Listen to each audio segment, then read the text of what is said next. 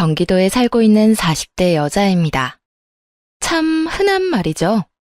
사람 인생 한 치 앞도 모른다는 말이요. 온갖 잘난 척을 하며 패악질을 부리던 형님의 말로를 보며 이 말이 틀리지 않았음을 깨닫게 되었네요. 시댁은 부유한 편은 아니었어요. 원래는 꽤나 사는 집안이긴 했는데 시부가 돌아가시며 급격하게 집안이 기울었다고 하더라고요. 저와 남편은 회사원이었고 시숙도 꽤 좋은 회사에 다니고 있는 직장인이었어요. 백수인 형님은 집안이 잘 사는 편이었죠. 집안은 하나도 보지 않고 사랑하는 남자 하나만을 보고 결혼한 여자, 그게 형님이었어요. 그런 형님과 처음 만난 날 느꼈습니다. 이 사람과 나는 맞지 않겠다고 말이에요. 형님이 저를 무시하거나 막말을 해서가 아니었어요. 오히려 잘 대해주시는 편이었기도 하고요. 그런데도 잘 맞지 않겠다고 생각한 건 시모를 대하는 태도 때문이었어요. 네, 형님은 시모를 무시하더라고요. 요즘엔 고부 사이에 관한 인식이 많이 변해서 예전처럼 그렇게 어려운 관계까진 아니더라도 어느 정도 예의는 차려야 한다고 생각했거든요. 형님이 시모를 대하는 행동은 예의는커녕 아랫사람 대하듯 하더군요. 그렇다고 시모가 나쁜 사람도 아니었어요. 제가 본 시모는 이렇게 착하고 마음 여린 사람은 또 없을 거라는 생각이 절로 들 정도로 좋으신 분이었거든요. 형님은 그런 시모를 무시하는 것을 넘어 막대하고 있더라고요.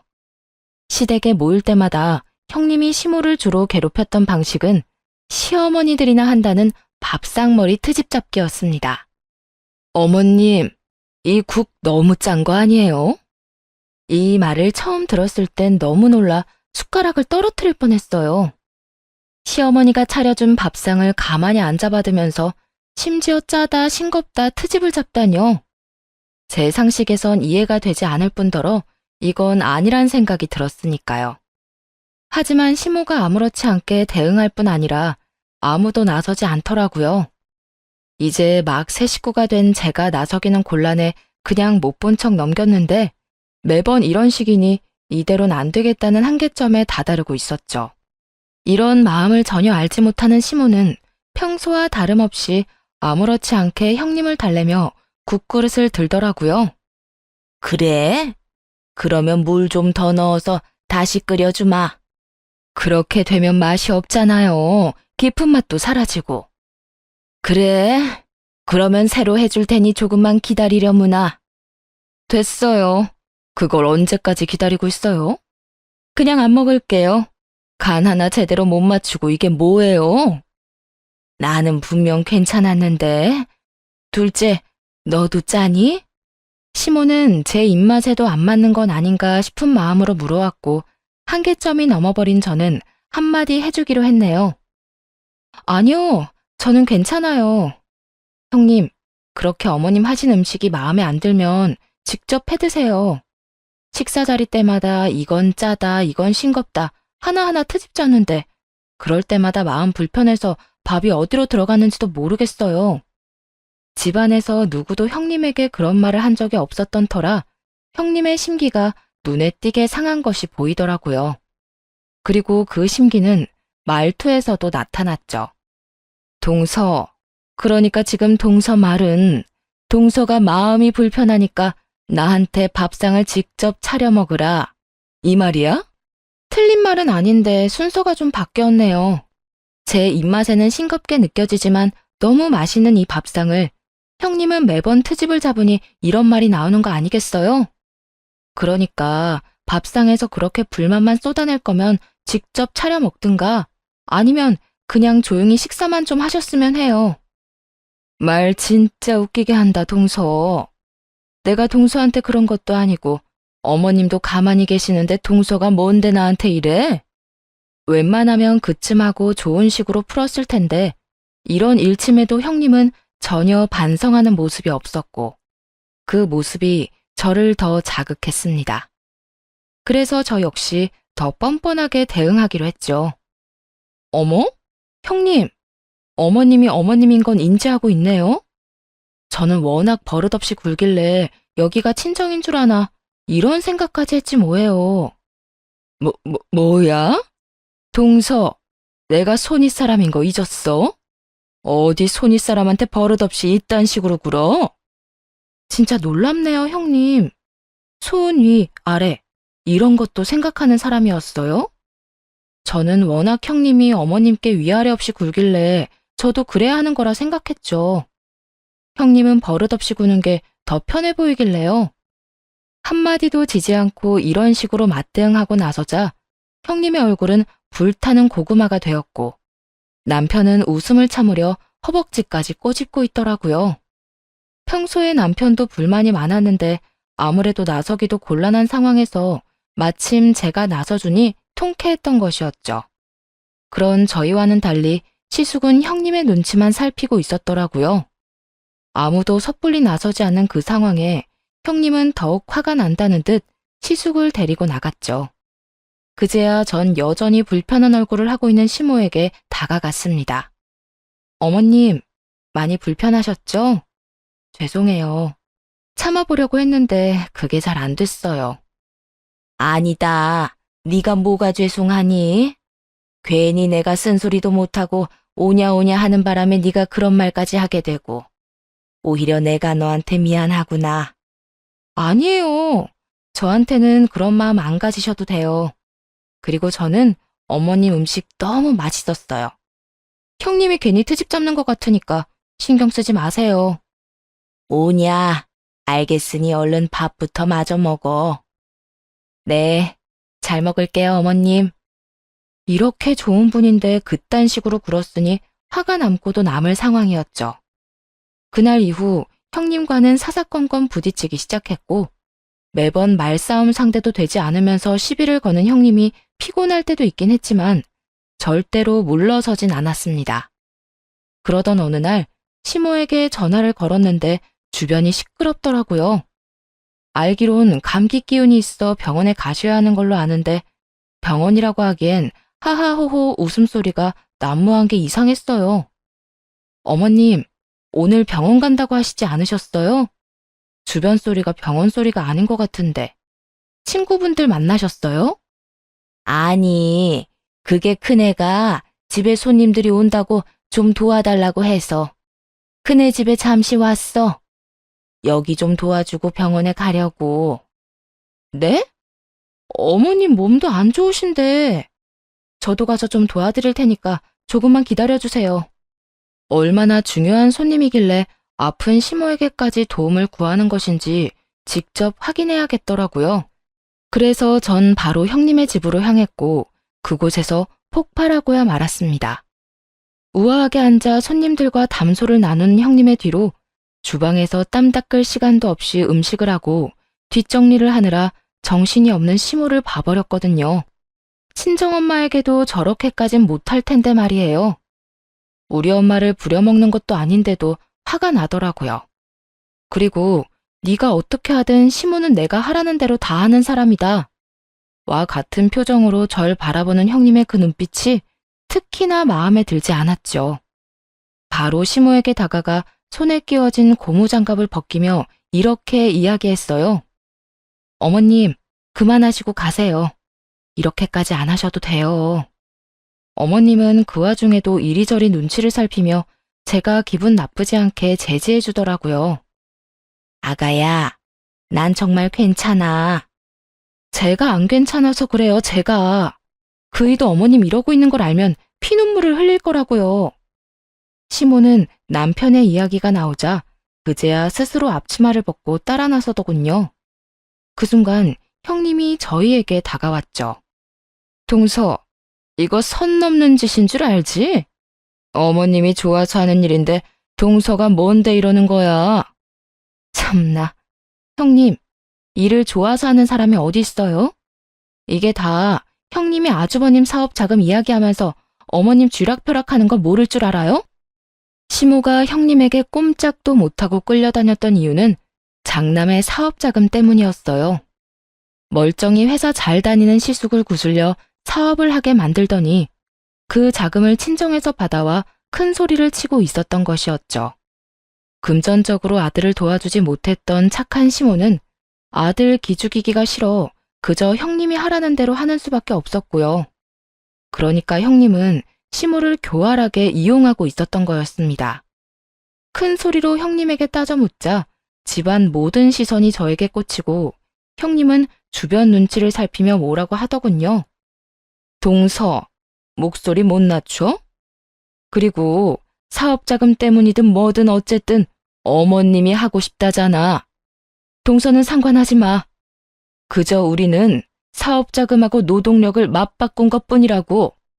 형님이 사람들의 눈초리를 중요하게 여기는 것을 알아채고는 더욱 큰 소리로 형님을 밀어붙이기 시작했네요. 그러니까 일을 하고 싶은 사람이 어디 있냐고요. 더군다나 며느리가 시킨 일 하고 싶은 시어머니가 어디 있어요. 그리고 어머님이 사업하라고 했나요? 형님이랑 아주버님 잘 먹고 잘 살자고 형님이 우기고 우겨서 시작한 사업이잖아요. 그러면 형님이 뒷바라지 하는 건 당연한 거 아니에요? 그 당연한 일 하면서 괜히 어머님 죄책감 끌어내서 부려먹지 마세요. 형님은 자각 못했을지 몰라도 지금 하는 짓 폐륜이니까요. 뭐? 폐륜? 내가 뭘 어떻게 했다고 폐륜이래? 형님은 이제껏 시모에게 자신이 저지른 짓이 폐륜 짓이란 걸 전혀 모르고 있더라고요. 그때 알게 되었죠. 형님이 이때껏 사람을 어떤 식으로 대해왔는지를 말이에요. 달면 삼키고 쓰면 뱉는 정도가 아니라 자신에게 어떤 도움도 되지 않고 자신보다 가진 것이 없는 사람은 사랑하는 사람의 부모님이라 해도 하찮은 사람 취급한다는 사실을 말입니다. 아무것도 모르겠다는 표정을 지어 보이는 형님에게 단호한 말투로 사실을 일깨워 주었어요. 지금까지 한 모든 짓이요. 말끝마다 이번에 큰돈이 들어갔는데 어머님 이러면서 얼음 부려먹는 거. 그게 폐륜 아니면 또 뭔가요? 그렇게 큰돈 들어가는 게 싫으면 아주버님 사업 계속하라고 입김 그만 넣고 다시 재취업하라고 하세요. 이래서 가난한 것들은 영원히 가난하게 산다고 하는 거야. 내가 큰돈 들어가는 게 싫어서 이러는 것 같아? 합리적이지가 않아서 이러는 거야. 우리 친정에선 돈을 보태는데 어머님은 땡전 한 푼 못 보태는 상황이잖아? 아무리 집안 차이가 있어도 이건 아니지. 그리고 어머님 마음은 얼마나 불편하시겠어? 이게 다 두루두루 좋자고 이러는 거라고. 두루두루 좋다는 말을 하려면 최소한 어머님께 용돈이라도 주면서 그딴 말을 해요. 사업한다고 친정에서 돈 받아오고 그나마 버는 돈은 다 형님이 쓰면서 왜 어머님께 이상한 죄책감이 들게 만드세요? 이건 어머님 마음 편해지라고 하는 짓이 아니라 그저 나이 많으신 시어머니 부려먹는 짓거리밖에 안 된다고요. 알겠어요? 부려먹다니. 아까부터 동서는 날 이상한 사람으로 몰아가는데 말 좀 조심하지 그래. 지금 듣는 기가 좀 많아? 듣는 기가 많든 적든 전 상관없고요. 이상한 사람이란 건 알아서 다행이네요. 그리고 일손이 부족하면 그 많은 돈으로 사람을 부리세요. 아니면 친정엄마를 부르거나. 시어머니가 도우미도 아니고 이게 뭐 하는 경우인지 모르겠네. 배울 만큼 배웠다는 사람이. 야, 너 진짜 말 다 했어? 내가 이런 말까지 듣고 가만히 있을 거라고 생각해? 알아서 해. 네가 가만히 있든 말든 난 하나도 겁 안 나거든? 네가? 너 지금 나한테 반말했니? 반말은 네가 먼저 했잖아. 나한테 형님 대접 똑바로 받고 싶으면 너부터 똑바로 해. 알겠어? 형님은 그 자리에서 망신살이 제대로 뻗고 있었고 마지막 충고를 뒤로하고 시모를 데리고 나와버렸습니다. 그리고 걱정을 한가득 품고 있는 시모를 달래주기 시작했죠. 어머님, 무슨 걱정하시는 줄 잘 아는데 그런 생각은 하지 않으셔도 돼요. 그래도 나는 오늘 이 일로 혹시나 우리 아들 사업에 차질이 생길까 봐서 걱정이구나. 어머님, 생각해 보세요. 사업 자금 끊어서 가장 크게 손해보는 사람이 누구겠어요? 저도 아니고 어머님도 아니고 바로 형님이에요. 형님이 일을 하는 것도 아니고 아주버님 벌이가 멈추면 그 집은 망하는 건데 오늘 이런 일이 있다고 해서 사업 자금까지 끊어버리면 누구 손해겠어요? 그러니까 어머님도 형님 채치어에 속지 마세요. 아무리 그래도 난 걱정이 되는구나. 혹시나 큰애가 기분 나쁘다고 나쁜 마음을 먹는 건 아닌지 말이야. 어머님께서 시집살이 시킨 것도 아니고 며느리살이 안 살아준다고 그딴 짓까지 하면 그게 이상한 사람인 거예요. 그러니까 어머님 걱정 내려놓으시고 제 말만 믿으세요. 다른 건 몰라도 절대 아주버님 사업에 지장 가는 일은 없을 테니까요. 아무리 안심을 시켜주어도 시모의 걱정은 가시지 않았습니다. 그건 시간이 해결해줄 문제였죠. 시모의 생각대로라면 당장이라도 시숙이 달려와 사업 자금이 끊겼다고 해야 할 텐데 예상과는 달리 시끄러운 이야기는 들리지 않았고 그 대신 형님의 친정에서 큰 사업 자금을 투자받았다는 소식이 들려왔어요. 시모는 그제야 한시름 걱정을 내려놓은 듯 했고요. 그렇게 평화가 찾아왔다고 생각했는데 형님이 저를 괴롭히기 시작했습니다. 저희 집도 어느 정도 사는 편이라 돈으로 누르지 못하니 손윗사람이라는 것을 빌미로 갖은 시비를 걸어대더군요. 동서, 좀 일찍 다닐 순 없어? 내가 손윗사람인데 매번 이렇게 동서를 기다려야 해?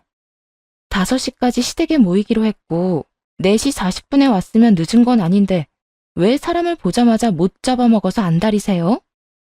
그 이유를 정말 몰라서 묻는 거야? 그야 내가 기분이 나쁘잖아.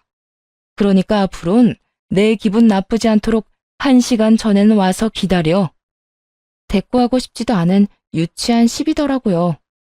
그런데 남편에겐 그렇지 않은 모양이었던지 형님에게 불같이 화를 내기 시작했습니다. 형수님, 진짜 해도 너무한 거 아니에요?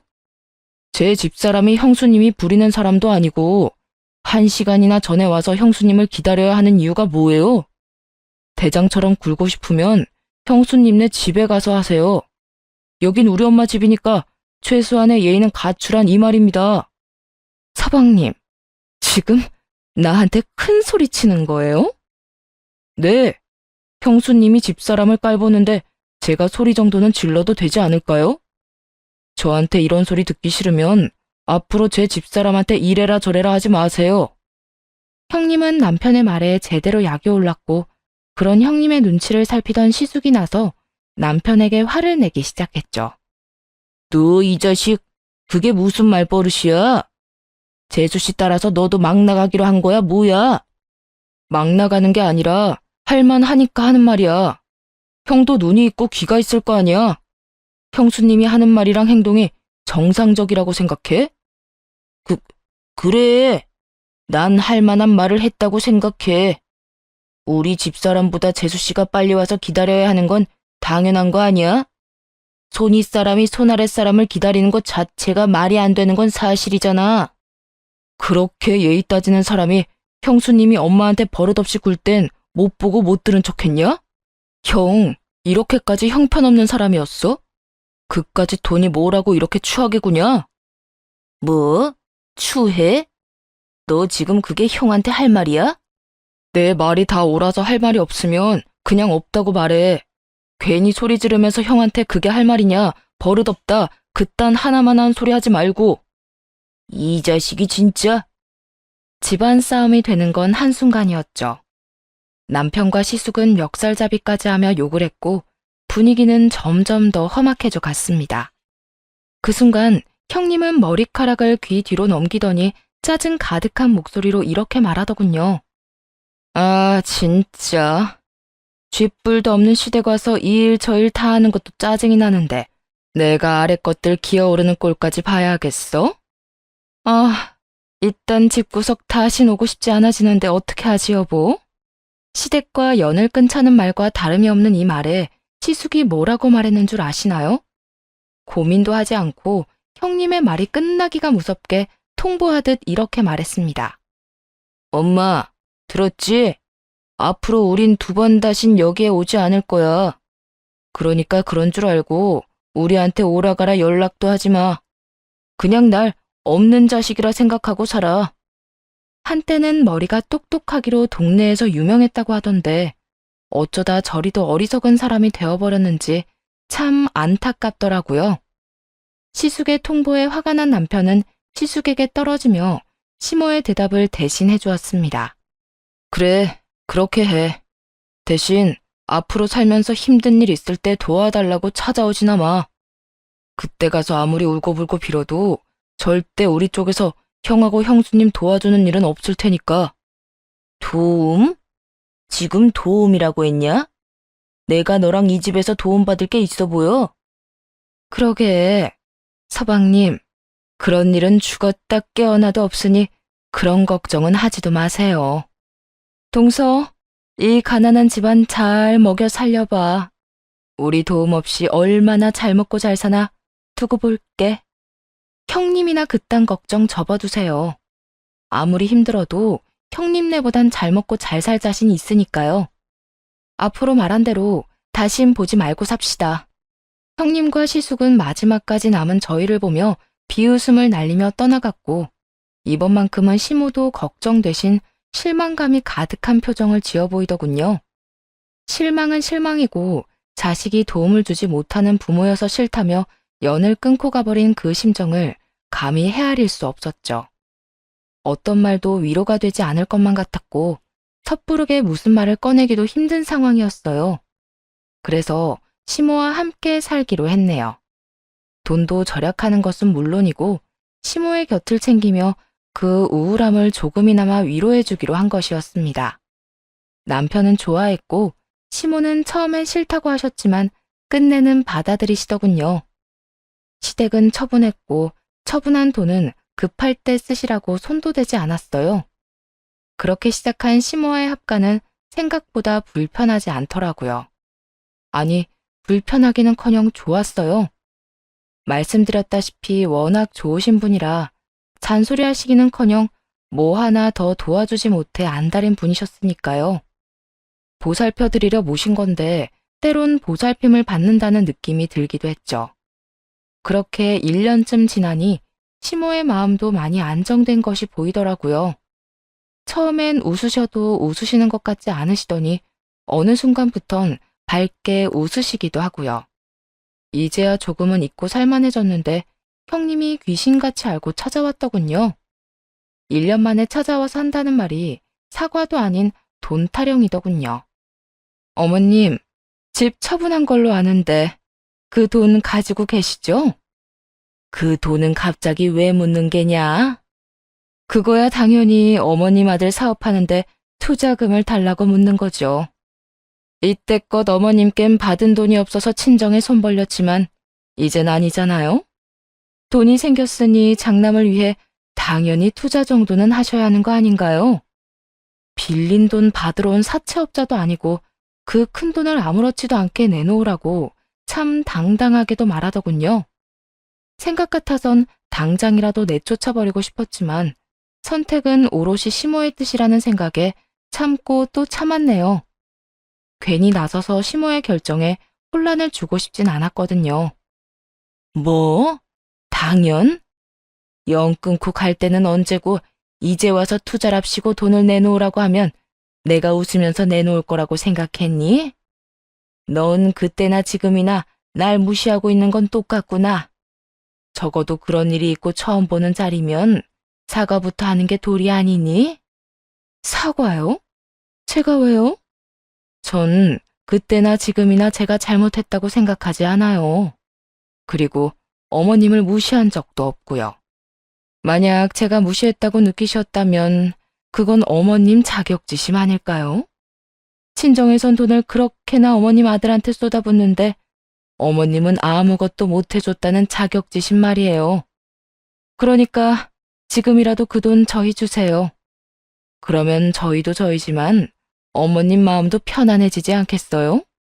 자격지심? 넌 정말 어른한테 못하는 말이 없구나.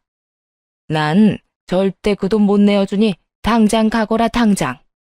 그 착한 시모께서 큰 소리를 치니 형님도 놀라긴 놀란 모양이었지만 제대로 작정을 한 모양인지 그 자리에서 바로 시숙에게 전화를 걸더군요.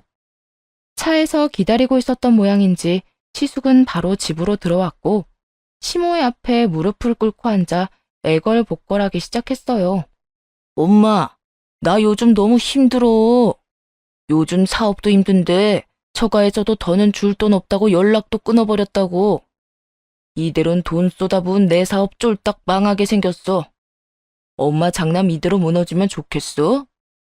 내가 아무리 엄마 가슴에 대못 박았다고 해도 난 엄마 아들이잖아. 내가 잘 되어야 엄마도 행복한 거 아니야? 시숙은 눈물로 시모의 마음을 흔들기 시작했고 자식의 눈물에는 약한 게 엄마인 법이었죠.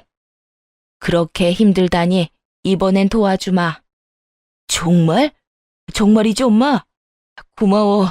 진짜 엄마밖에 없어. 단, 조건이 있다.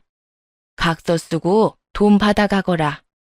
앞으론 2번 다신 나하고 둘째네한테 도와달라고 하지 않겠다는 각서. 그럼 당연하지. 이번이 마지막이야. 엄마가 이번 한 번만 도와주면 나 보란듯이 사업 일으킬 수 있어. 그런데 그 돈 오늘 내로 줄 순 있지? 마지막까지 입에 발린 말이라도 잘하겠단 말 한마디 없는 그 당당함이 참 대단하긴 대단하더군요. 그렇게 각서를 쓰고 돈을 받아간 형님과 시숙은 또 연락이 없었고 시모는 저희 눈치를 보더라고요. 아무래도 함께 사는 건 저희인데 시숙에게 큰돈을 줘버렸으니 신경 쓰이시는 듯 했어요. 어머님, 왜 계속 제 눈치를 보세요? 그게 미안해서. 날 이렇게 잘 돌봐주는 건 너희인데 돈은 장남을 줘버렸으니 내가 미안해서 그래. 미안해하실 필요 없어요. 사실 돈이 아깝긴 한데 그건 제가 그 돈을 못 받아서 아까운 게 아니라 어머님이 힘들게 모으고 또 모은 돈 한 푼도 못 쓰고 다 줘버렸던 사실에 아까운 거예요. 이건 제 마음이고 어머님은 힘든 아들 한 번이라도 도와주셔서 마음 편하시잖아요. 그렇죠? 그래, 사실 그렇긴 하구나. 살면서 자식들 필요할 때 큰 도움을 주지 못해서 늘 마음의 짐처럼 남아 있었는데 이젠 그 짐이 조금은 덜어진 것 같아. 그러면 된 거예요. 어머님 돈, 어머님 마음 편한 곳에 쓰셨으면 저희도 괜찮아요. 그러니까 괜히 저희 눈치 보지 마세요. 어머님이 계속 그러시면 저희도 마음 불편해요. 아셨죠? 그 말에 시모는 꽉 안아주셨고 저도 그런 시모를 안아드렸습니다. 그렇게 한바탕 소란이 지나갔다고 생각했는데 그게 아니더라고요. 시숙의 사업이 점점 더 힘들어지고 있다는 이야기가 들려왔거든요. 그나마 더는 뜯어먹을 것이 없다고 생각했는지 돈을 요구하진 않았는데 그 대신 형님에게 전화가 오더라고요. 원망을 쏟아내기 위해서 말이죠. 무슨 일이세요? 다신 보지 말자는 말에는 연락도 하지 말자는 말도 포함된 걸로 알고 있는데요. 동서는 버릇이 더 없어졌네.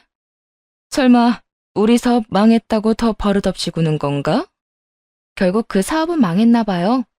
어머님께 그 큰 돈을 받아가더니 잘 좀 해보지 그랬어요. 큰 돈? 그 코딱지만한 돈을 큰 돈이라고 하다니 참 놀랍다. 어쨌든 돈은 받아갔고 결과적으로 망했잖아요. 망한 거 자랑이나 하려고 전화한 건 아닐 거고 빨리 본론만 하세요. 피차 오래 통화해서 좋은 일도 없을 것 같은데. 내가 누구 때문에 망했는데? 시댁에 돈이 없으니까 망한 거 아니야. 친정만큼은 아니더라도 그 절반이라도 도움이 돼야 사업을 일으키지. 그 코딱지만한 돈 주면서 큰 소리 치던 게 아무리 생각해도 어이가 없어서 전화했어. 그러니까 동서가 어머님께 좀 전해드려. 쥐뿔도 없는 시댁에서 개똥만큼의 도움도 못 줘서 결국 그 집 장남 쫄딱 망했다고 말이야. 책임 전가도 저 정도면 정신병이라고 생각될 수밖에 없었습니다. 애초에 좋은 직장 다니고 있는 사람 귀에 바람 불어넣어서 사업 시작하게 만든 사람이 누군데요? 거기에다 그렇게 막대한 자금을 끌어다 쓰고도 망한 것이라면 그 잘못은 당연히 본인들의 책임이 분명하지 않겠어요? 아, 진짜 귀 더러워져서 더는 못 듣고 있겠네. 야, 잘 들어. 애초에 회사 생활 잘하고 있는 사람 꼬드겨서 사업 시작하게 만든 사람이 너잖아, 너.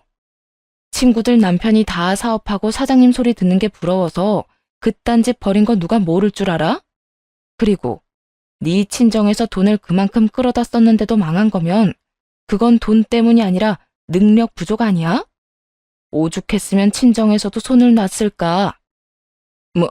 뭐라고? 너 지금 나한테 너라고 했니? 이게 어디서 건방지게? 그리고 네가 사업에 대해서 뭘 안다고 짓거려?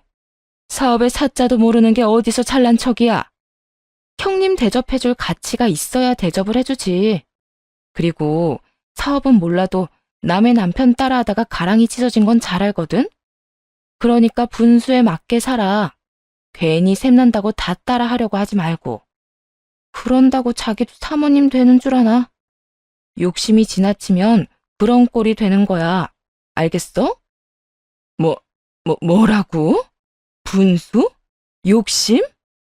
내가 니까지 것한테 그딴 말이나 들을 사람인 줄 알아?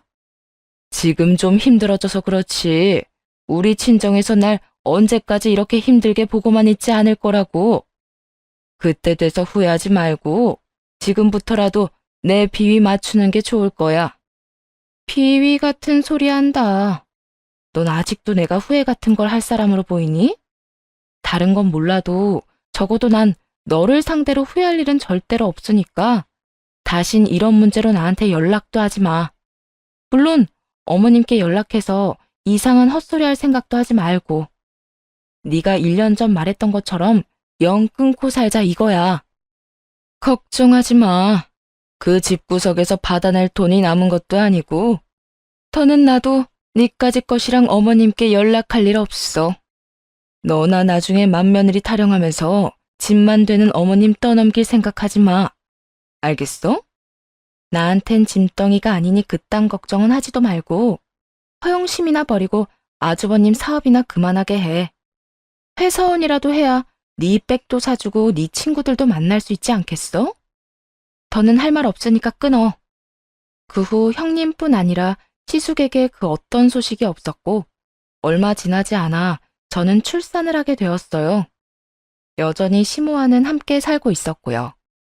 20살이 된 이후부터 친정엄마의 몸이 그렇게 좋은 편이 아니라서 뭐든 스스로 하고 혼자 했었는데 시모가 곁에서 챙겨주시니 참 좋더라고요. 금전적으론 힘든 점이 없었지만 심적으론 외로웠는데 든든하기도 하고 또 한 명의 친정엄마가 생긴 것 같기도 했죠. 특히 출산을 하고 난 후 회복이 더뎌 힘들어할 때 시모가 곁에서 지극정성으로 돌봐주시고 아껴주신 덕에 무사히 몸도 회복할 수 있었고요. 그렇게 그 어느 때보다 행복한 나날들을 보내던 어느 날, 시모가 통장을 내밀더라고요. 그것도 꽤 큰 금액이 든 통장을 말이에요. 어머님, 이게 뭐예요? 뭐긴 뭐야, 돈이잖니. 그러니까 이렇게나 큰 돈이 어디서 나셔서. 아니, 이 돈을 왜 절 주세요? 이거 네 시아버지가 남기신 거야. 사망보험금. 모든 가족들이 몰랐던 사실이었습니다. 시숙과 남편이 미성년자일 때 돌아가시기도 했고 시모가 이때껏 감쪽같이 숨기고 있었던 터라 다들 이런 큰 금액을 남겼을 거라 상상도 못했던 것이었죠. 놀란 채 통장과 시모를 번갈아 볼 뿐 아무 말도 못하고 있었고 시모는 그런 저를 보며 다시금 말을 이어나가셨습니다. 그네한테 몇 번이나 줄까 싶기도 했는데 그땐 일이 이렇게 될 거란 것도 몰랐는데 왜인지 마음이 서지 않았단다. 그네가 찾아왔을 때도 마찬가지였어. 주어야 한다는 생각이 들기도 했지만 아니란 생각이 더 강하게 들었지. 그러니까 그렇게 간직하신 돈을 왜 저한테 주세요? 저도 필요 없으니까 어머님 쓰실 곳 있으면 거기에다 쓰세요. 저흰 진짜 필요 없어요. 내가 쓸 곳이 너희란다. 내가 너희 집으로 들어올 때가 되면 너희한테 줘야지 생각했었단다. 이런 걸 바라고 어머님 모셨던 건 아니었어요. 알아. 네 마음 다 안다. 날 혼자 두면 내가 너무 힘들어할까봐 싫다는 날 끝까지 설득해서 함께 살자고 했던 네 마음 잘 알아. 그러니까 그냥 감사합니다 하고 이 돈 받아서 써야 할 곳 있으면 써주면 된단다. 싫어요. 그냥 가지고 계세요. 제가 급할 때 정말 필요한 일 있으면 말씀드릴게요. 아시잖아요. 저희 지금도 먹고 살 만큼은 벌고 있고 딱히 큰 돈이 필요하지도 않아요. 나라고 돈 쓸 일이 있겠니? 너희가 어디 내가 돈 쓸 일이라도 만들어주고 그런 말을 해. 너한테 받는 내 용돈 쓸 일도 안 만들어줘서 그 돈 꽤 모인 거 넌 모르지? 그거야 어머님께서 워낙 검소하셔서 그런 거죠. 하여튼 뒀다가 꼭 필요한 곳에 쓰세요, 어머님. 그러면 일단 집부터 옮기는 건 어떠니? 내 손주 좀 더 넓고 좋은 집에서 살게 하고 싶어서 그래. 지금 집은 아무래도 좀 오래되기도 했고 애가 놀 놀이터도 너무 멀지 않니? 좀 더 좋은 집으로 일단 옮기고 남는 돈은 뒀다가 우리 손주 크면 교육비로 쓰자꾸나. 결국 시모의 뜻에 따르기로 했고 도움을 얻어 저희는 큰 집으로 이사하게 되었습니다. 이때껏 전혀 도움을 받지 않았던 친정에서도 도움을 조금 받기도 했네요. 그리고 남은 돈은 시모의 이름으로 적금을 들어드렸어요. 그렇게 새로운 곳에서 적응하고 있는데 형님이 어떻게 안 것인지 집으로 찾아왔더라고요. 이사한 집 주소는 물론이고 이사했다는 사실도 알려준 적이 없는데 말이에요. 여긴 도대체 어떻게 알고 찾아온 거예요? 나 몰라? 나야, 나. 그나저나 어머님은 어디 계셔? 나 오늘은 동서 말고 우리 어머님 뵈러 온 거거든? 형님은 저를 밀치더니 시모를 찾기 시작했고 방에서 아이와 있던 시모도 형님의 목소리에 거실로 나오시더군요. 마찬가지로 시모도 당황하긴 마찬가지였죠. 다신 찾아오지 않겠다고 각서까지 쓰기도 했고 그날 이후 찾아온 적도 없었으니 말이에요. 네가 무슨 일이냐? 계산은 그때 다 끝난 거 아니었니? 어머님, 잘 지내셨죠? 맏며느리가 어머님 보고 싶어서 이렇게 찾아왔어요. 어머님도 저 많이 보고 싶으셨죠? 갑자기 왜 그러니? 하던 대로 하거라. 네가 이렇게 친절하게 구는 거 너무 어색하고 낯설다고 생각하지 않니? 모처럼 좋은 마음 먹고 온 사람한테 이러지 마세요. 저라고 뭐 그러고 싶어서 그랬겠어요? 다 사는 게 힘들어서 예민하게 굴었던 거죠. 사업은 마음처럼 잘 되지 않고 친정에선 돈줄도 끊어버리고 여러 가지로 힘들어서 예민했는데 들어보니까 이젠 예민할 필요가 없더라고요. 어머님, 목돈 가지고 계신다면서요? 그 이야기를 왜 진작 안 하셨어요? 그걸 알았다면 제가 그렇게까지 굴진 않았을 텐데. 네가 이러니까 내가 말하지 않았던 게야. 어울리지도 않는 짓 그만하고 알려주지도 않은 작은 애 집까지 찾아온 이유부터 말하거라. 어디서 어디까지 듣고 온 것인지 자세히도 알고 있더라고요. 갑자기 살갑게 구는 형님의 태도는 저희에게 더 큰 반감만을 사고 있었고 형님 역시 그런 분위기를 눈치챈 것인지 곧장 본색을 드러내기 시작했어요. 원하신다고 하니 본론만 할게요. 어머님, 정말 너무하신 거 아니세요? 그런 돈이 있었으면 장남이랑 맏며느리한테 줘야지 어떻게 차남한테 그 큰 돈을 줄 수가 있어요? 내 돈으로 내가 알아서 쓰겠다는데 네가 무슨 권리로 그런 말을 하는 게야? 그리고 그때 집 처분한 돈 받아가면서 썼던 각서는 기억도 못하는 게야? 그건 사망보험금이 있단 걸 몰랐을 때 썼던 거고요. 그까짓 푼돈 말고 그런 돈이 있었단 걸 알았다면 그딴 각서 쓰지도 않았을 거라고요. 그건 너희 사정이고 난 너희가 원하는 돈 다 줬고 너희가 각서까지 쓰고 날 버렸다. 이때껏 연락 한 통 없었으면서 이제 와서 이러는 거 뻔뻔하다고 생각하지 않니? 전혀 그렇게 생각하지 않는데요. 애초에 이게 다 어머님 잘못이잖아요. 장남이 잘 먹고 잘 살겠다고 사업을 한다고 하면 가진 걸 모조리 팔아서라도 도와줘야 하는 게 부모 아닌가요? 장남하고 맏며느리 고생하는 거 뻔히 알면서 어떻게 그러실 수가 있어요? 이런 법은 없다고요. 네가 한 행동을 생각해보고 그런 말을 하거라. 너처럼 구는 며느리하고 아들한테 감히 내 남편 목숨값을 내놓고 싶었겠어? 맏며느리 구실은 하나도 하지 않은 주제에 그 대접은 받고 싶은 게야? 그런 걸 보고 뻔뻔하다고 하는 게다. 그래요.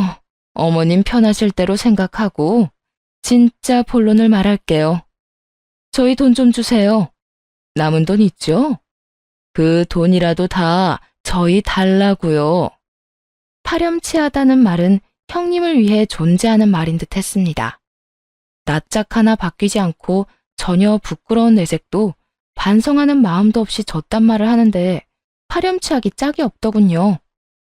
난 너희한테 줄 돈 없으니까 그런 줄 알고 가거라.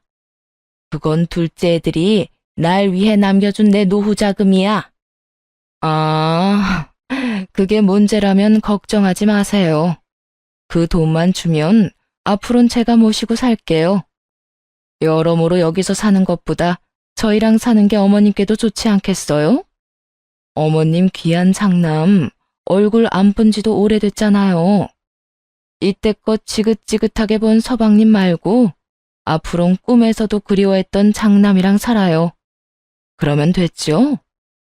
형님은 큰 인심을 쓴다는 듯 합가 이야기를 꺼냈고 그런 형님이 가소롭다는 듯 웃던 시모는 주머니 속에서 각서를 꺼내며 단호하게 말했습니다.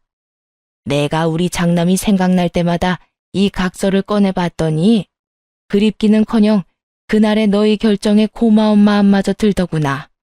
그때 너희가 영 끊고 나가주지 않았더라면 아마 평생을 네가 하라는 대로 살았겠지 하면서 말이다. 그러니까 내 말은 난 더 이상 장남을 그리워한 적도 없고 그러므로 너희한테 줄 돈은 한 푼도 없다는 뜻이야. 어머님, 정말 이러실 거예요? 어머님 장남이 지금 힘들다고요. 사업도 쫄딱 망하고 제 취업도 힘들어서 하루하루 폐인처럼 살아가고 있는데 이래도 모른 척 할 거냐고요? 내가 방금도 말하지 않았느냐? 이제 내 아들 아니라 네 남편이라고. 그러니 너도 여기서 헛소리하지 말고 온 김에 이 각서나 한 번 더 읽어보고 얼른 가거라. 아니요, 저는 못 가요. 전 오늘 여기서 어머님 돈 받아낼 때까지 절대 안 갈 거라고요. 형님은 어떤 말도 통하지 않겠다 싶었는지 거실 바닥에 누워버리곤 꼼짝도 하지 않더라고요. 끌어내보려고 해도 소용이 없었고 남편은 혹시나 하는 상황이 벌어질 수 있으니 손도 대지 못하고 있었고요. 결국 전 경찰을 불러 형님을 쫓아냈고 얼마 지나지 않아 시수까지 집으로 찾아왔더군요.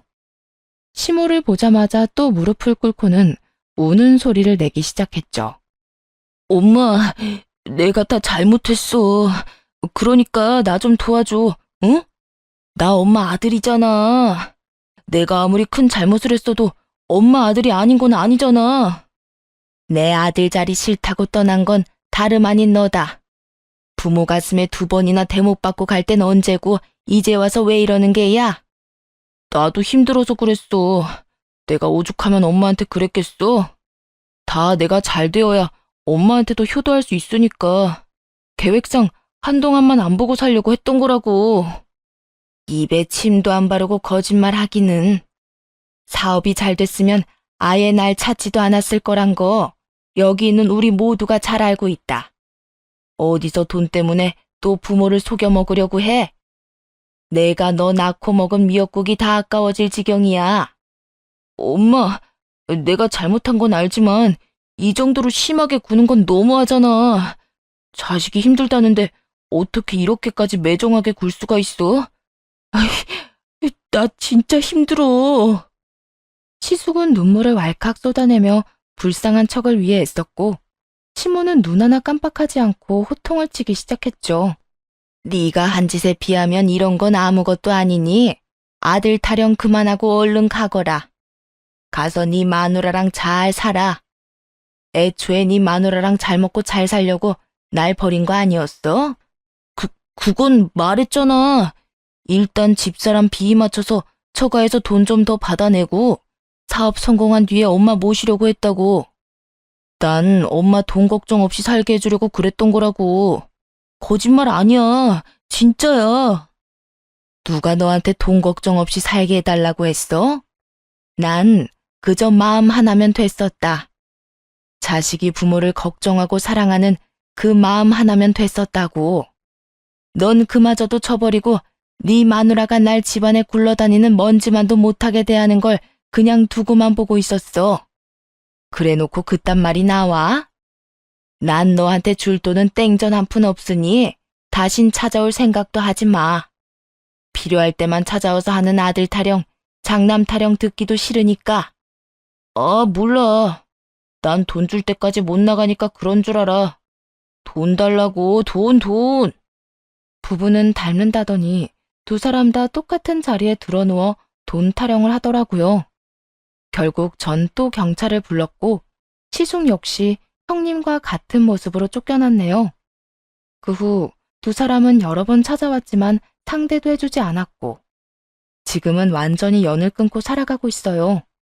처음 말씀드렸다시피 한 치 앞도 모르는 것이 인생 아닌가요? 그렇게 친정 돈만 믿고 사람 무시하며 살더니 어려워지고 나니 도움 구할 곳도 없어 저희에게 찾아온 것도 모자라 추한꼴로 쫓겨나기까지 했으니 말이에요. 다 자업자득인 셈이죠. 그 일이 있고 난 뒤 시모의 마음이 좋지 않을까 싶어 걱정이 많았는데 생각보다 괜찮으신 듯 했어요. 예전처럼 어두운 표정도 아니었고 차라리 이렇게 끊어내게 되어 후련하다고 하시더라고요. 물론 그 깊은 심정을 다 헤아릴 수는 없지만요. 그 후 저흰 여전히 잘 지내고 있습니다. 사연을 쓰는 지금은 시모와 남편이 아이를 데리고 여행을 떠났어요.